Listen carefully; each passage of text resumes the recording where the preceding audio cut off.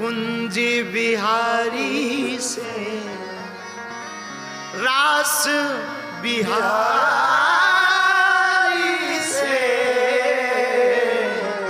हाय नैना लड़ गए सखीरी नैना लड़ गए हाय रे मेरे नैना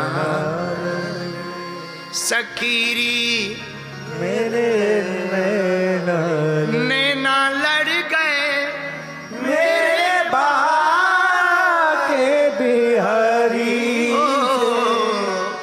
नैना लड़ गए मेरे बाके बिहारी से इन्हीं से नैना लड़ गए इन्हीं से नैना लड़ गए लड़ गए लड़ गए मेरे नैना सखीरी नैना लड़ गए ओ नैना लड़ गए सखीरी नैना लड़ साधक कहते हैं अगर हम ठाकुर जी को देखने लगे ना भैया एक बार भर नजर तो फिर जगत फीका लगेगा अपने आप।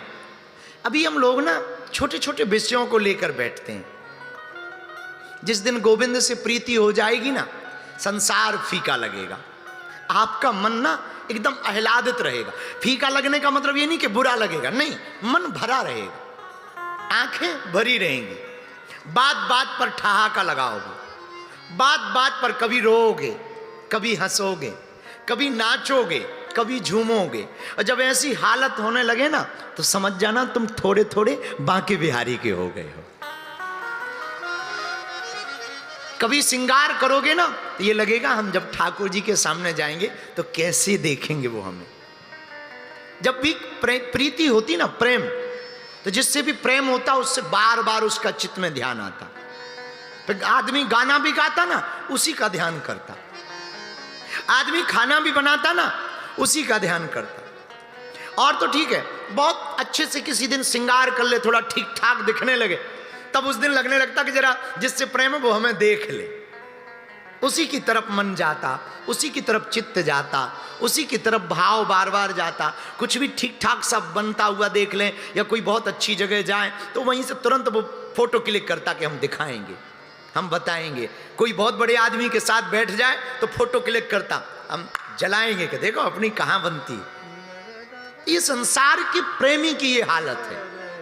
विचार करो, जब जगत के प्रेमी की ये हालत है और कोई गोविंद का प्रेमी हो जाए तो उसकी क्या हालत होगी। सब अपने आप दुनिया बदली बदली लगने लगी। पर ध्यान रखो, हम लोग ना भक्ति बाहर से करते हैं, अंदर से नहीं। भक्ति बाहर से है, फोटो वाली भक्ति है, दिखावा वाली भक्ति है, या फिर हमारी भक्ति स्टेटस की भक्ति है, दो लोगों को दिखाने की भक्ति है, लोग हमें भक्त माने। इसी भक्ति के कारण आप भक्ति का रस नहीं ले पा रहे।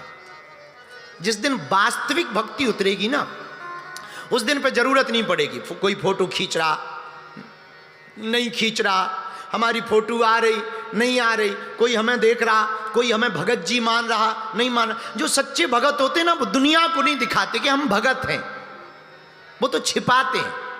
और भक्ति को जितना छिपाओ उतना बेहतर, वरना ना नजर लगती, ढीठ बैठती है। छिपाओ जितनी भक्ति को। अभी हम लोग भक्ति बाहर की करते हैं, मंदिर की भी भक्ति ज्यादातर बाहर की होती।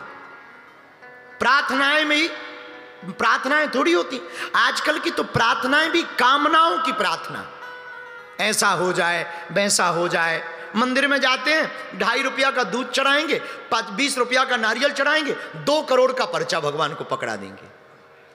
लड़की की शादी हो जाए, बेटा का मकान बन जाए, थोड़ा बहू सुधर जाए, थोड़ा सा एसी लग जाए, थोड़ा सा बढ़िया हमें कद पद हो जाए, थोड़ा धंधे में कमी है, थोड़ा बरकत हो जाए, थोड़ा सा करोड़पति बन जाए, रोड़पति है तो करोड़पति बन जाए, थोड़ा सा लोग जानने लगे। हम लोग ना प्रार्थनाओं में भी मांग पत्र रखे हुए हैं। इसे प्रार्थना नहीं कह सकते, इसको मांग पत्र कहते हैं। तो मेरे प्रिय, हम आपको समझाना यह चाह रहे हैं कि भागवत हमको भक्ति सिखाती है। भागवत का मतलब भक्ति है। भक्ति का मतलब एक ऐसा जीवन जिसको जीने के बाद आपको किसी और को जीने की आवश्यकता नहीं होगी। दो प्रकार की नींद होती है, एक दवाइयों के द्वारा लाई गई, एक मेहनत से आई हुई नींद। मजदूर ज्यादा सोता है क्योंकि दिन भर थका रहता है, अमीरों को ज्यादा दवाइयों की जरूरत पड़ती है क्योंकि केवल वो दिमाग का काम करता है, तन का काम होता नहीं, थकता नहीं, नींद बढ़िया आती नहीं, उसे टेंशन 10 घेरे ही रहती। अब पैसा आ गया तो सेटलमेंट कहां करें, जीएसटी ना आ जाए, इनकम टैक्स ना पड़ जाए, आफत ना हो जाए, लोगों को पता ना लग जाए, उसके झंझटी में ही रात दिन गुजर जाती है।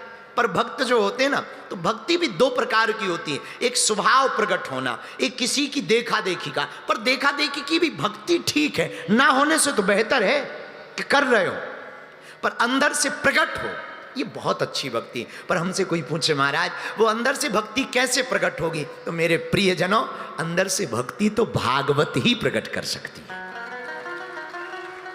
क्योंकि ये भक्ति का ग्रंथ है। और पहला श्लोक ही जो भागवत में लिखा ना, बड़ा प्यारा है, महात्मा का पहला श्लोक, सच्चिदानंद रूपाय विश्वोत्पत्त्यादि हेतवे तापत्रय विनाशाय श्री कृष्णाय वयं नुमः। पहले श्लोक में ही भागवताकार बड़ी अच्छी बात बोल रहे हैं भैया, कह रहे हैं सच्चित आनंद यही सच्चिदानंद है। अच्छा, सच्चिदानंद जो समय से आनंद में रहते, पीछे भी आनंद लगा ना, सच्चिदानंद आनंद। कई लोगों के नाम तो बढ़िया होते हैं पर अर्थ उल्टे होते हैं।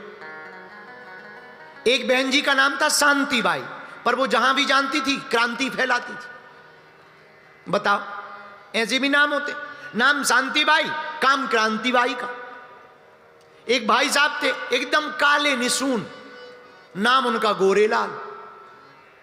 हमने कहा इनका नाम अमावस्या रखो, उन्हें बड़ा बुरा लगा, बहुत गाली बकी। हमने कहा भाई गाली मत बको, जो है वो होना चाहिए। एक सज्जन का नाम, बंदूक रखे कंधे पर, बड़ी बड़ी मूछें, भारी शरीर, मोटा पेट, एकदम वाइब्रेशन मोड में, नाम शेर सिंह। बाप का नाम शमशेर सिंह। ये कंधे पे क्या है, बंदूक।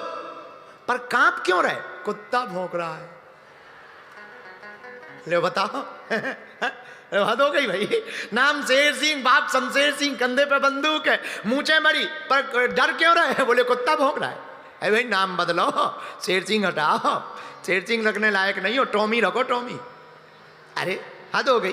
कुछ लोग ऐसे भी होते, पर धन्य है भागवताकार, क्या अद्भुत श्लोक है। सच्चिदानंद रूपाय, जो सत चित और आनंद से भरे हैं वो सच्चिदानंद। प्रवीण ने प्रश्न किया था ना, सत्य कौन है, ये है सत्य, गोविंद।